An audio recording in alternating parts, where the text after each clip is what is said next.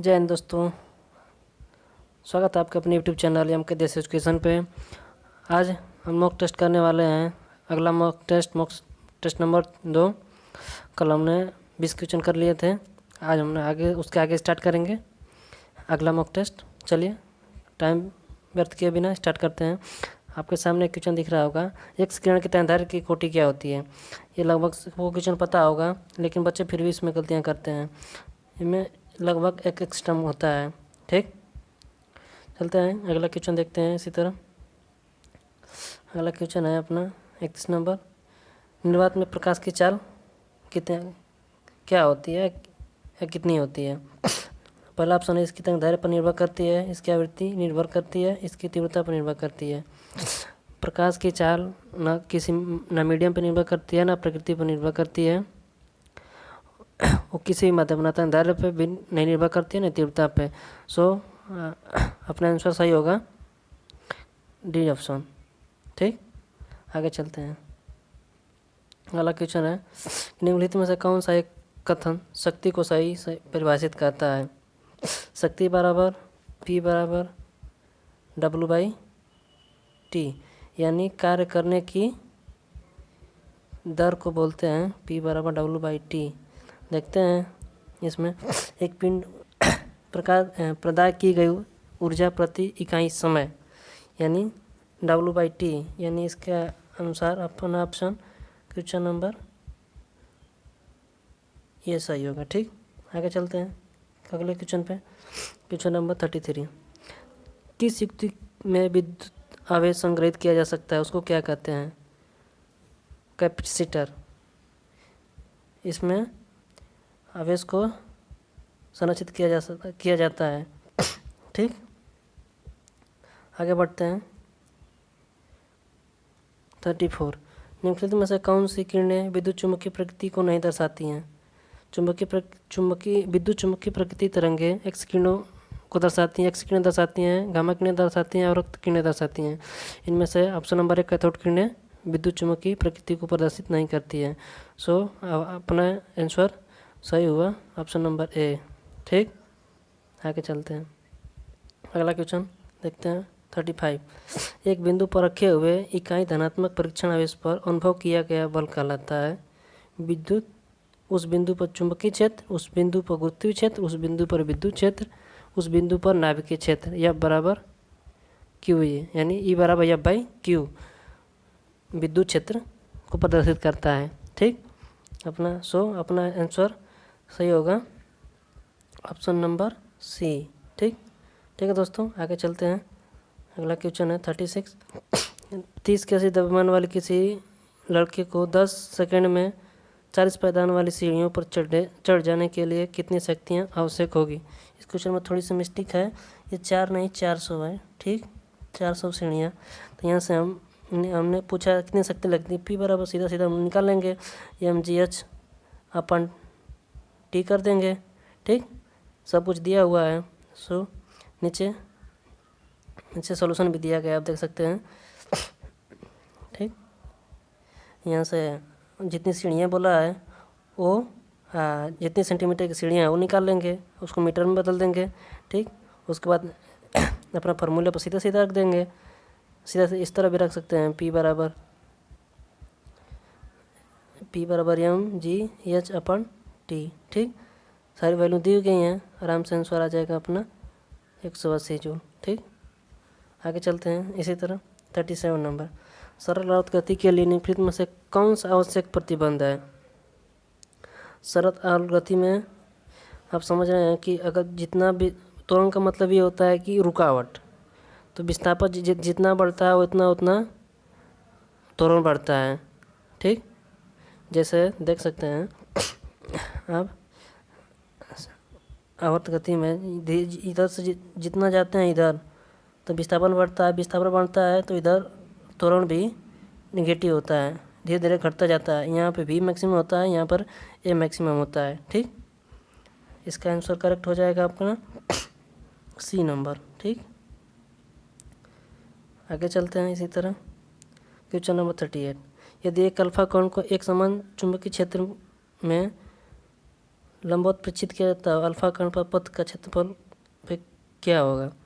कोई भी चीज़ देखिए, कोई भी जब कोई वस्तु मोशन में गति करती है तो अगर वो लंबवत जाएगी तो ये कंफर्म है कि वो क्या बोलते हैं कि लंबवत जाएगी तो वृत्तीय गति करेगी ऐसे, ठीक।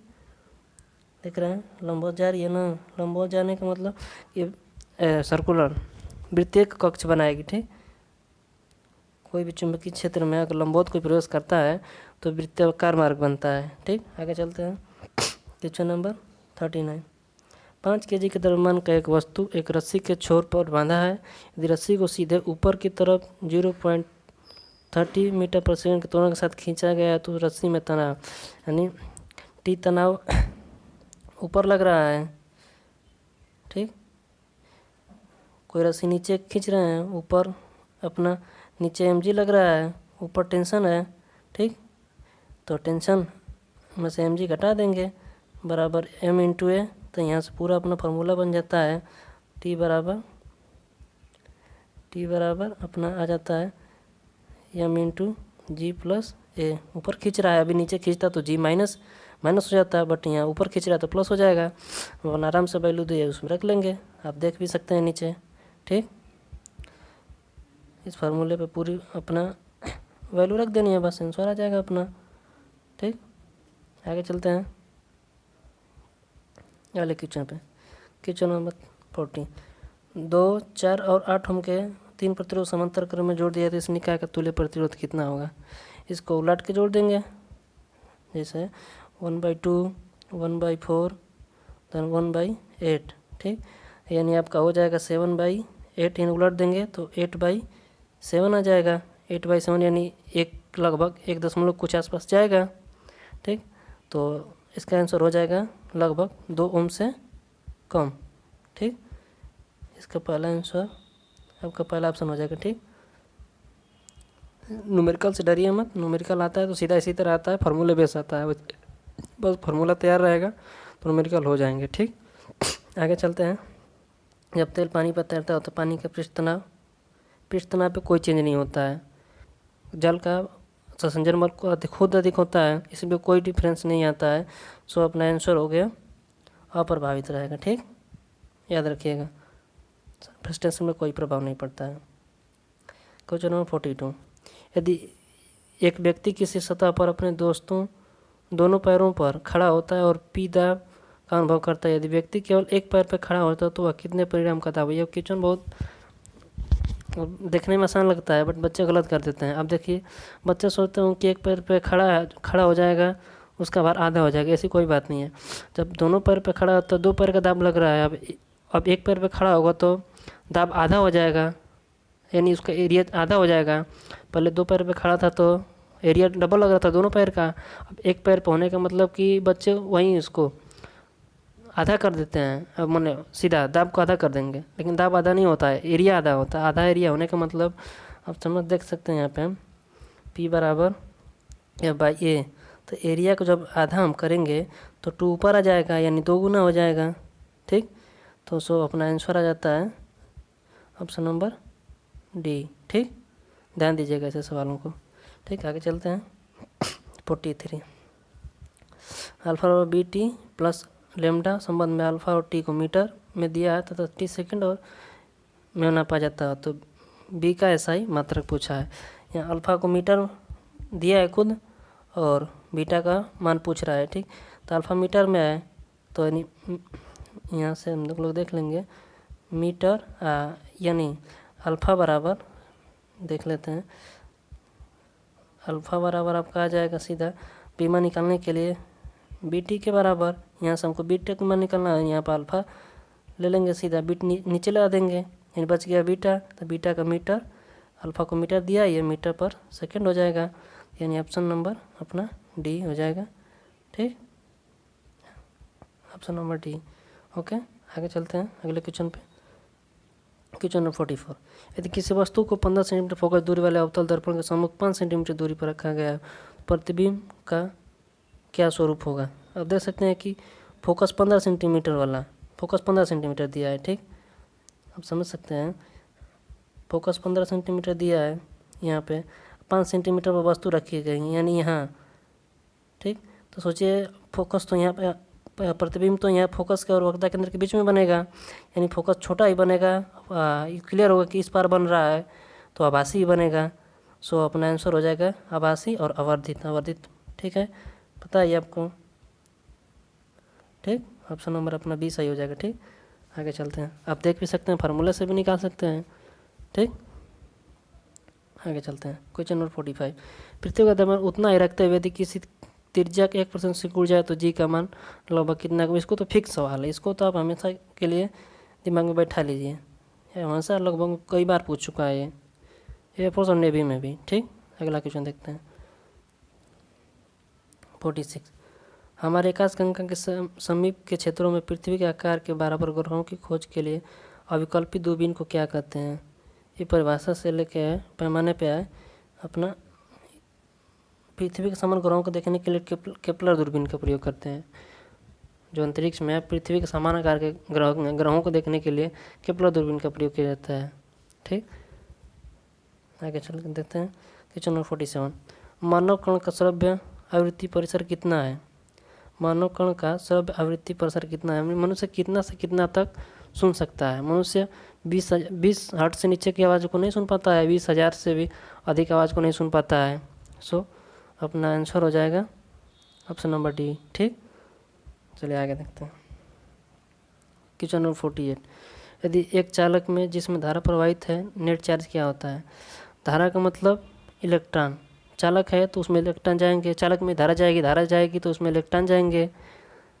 धारा का मतलब यही होता है कि आवेश की दर को धारा कहते हैं। आवेश मतलब चार्ज, चार्ज मतलब इलेक्ट्रॉन, इलेक्ट्रॉन क्या होता है निगेटिव, तो हमेशा चार्ज क्या होता है निगेटिव, ठीक। तो अपना आंसर हो जाएगा सदैव ऋणात्मक, ठीक। ओके, आगे चलते हैं। आई होप आप लोग समझ रहे होंगे। अगला क्वेश्चन देखते हैं 49। विश्व के एक स्त्री 5 एम्पियर की धारा लेती है, 30 सेकेंड में विकसित ऊष्मा कितनी होगी, ठीक। आपको प्रतिरोध दे दिया है, धारा दे दिया है, 30 सेकेंड में विकसित ऊष्मा कितनी होगी, ठीक। आइए आंसर देखते हैं यहाँ, यानी ऊष्मा पूछ रहा है तो एच बराबर आपको मालूम हो, एच बराबर I² RT, सीधे सीधे फार्मूले पे दे दिया है तो यहाँ से हम अपना निकाल लेंगे। 5 × 5 = 25, हाँ सीधे सीधे I² H बराबर फार्मूला होता है सीधे सीधे I² RT, ठीक। I² दे ही चुका है, I का मान, R का भी मान दिया है 20 ओम और समय भी 30 सेकेंड दिया है, ठीक। हाँ बस ध्यान दीजिएगा किलो में दिया है, ठीक। आगे चलते हैं, और नीचे सोल्यूशन भी दिया गया आप देख सकते हैं, ठीक। आइए अगला क्वेश्चन देखते हैं 50। 220 वोल्ट प्रदाय लाइन के युक्त घर में 9 एम्पियर की फ्यूज में रचित है। 60 वाट के अधिकतम कितने बल्ब समांतर क्रम में ऑन किए जा सकते हैं। पहले ये तो पूरा फ्यूज तार में लाइन में दे दिया है कितने लाइन 9 एम्पियर धारा दे, तो हम एक बल्ब को कितने एम्पियर धारा चाहिए वो निकाल लेते हैं और उसके बाद उससे भाग दे देंगे इस धारे में कितनी धारा, मतलब 9 एम्पियर का जो धारा दिया है पहले एक बल्ब के लिए धारा निकाल लेते हैं कितना एक बल्ब को चाहिए, फिर उससे भाग दे देंगे। तो आपने P बराबर देखे जानते हैं P बराबर VI से, ठीक। तो हमसे यहाँ से I का मान निकाल लेंगे, यानी P बराबर V करके 20, ठीक। तो P बराबर आपको दिया है 60, यानी 60 बटा में 220 वोल्ट, ठीक। यहाँ से आ जाएगा I का मान, फिर I का मान 9 बटा में 9 भाग दे देंगे, उतने बल्बों की संख्या बच जाएगी, ठीक। नीचे सॉल्यूशन दिया हुआ आप देख सकते हैं। यहाँ से I का मान निकाल लिया है हम।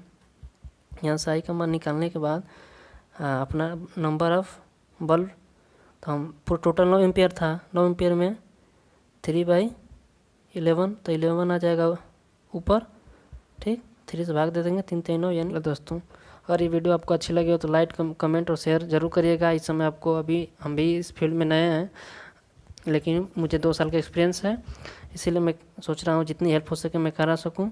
इस समय आपको हमें आपकी सपोर्ट की ज़रूरत है, आप जितना से ज़्यादा हो सके शेयर करें एक भाई के नतीजे। आप ज़्यादा से ज़्यादा शेयर करिए और सब्सक्राइब करवाइए। जय हिंद, जय भारत।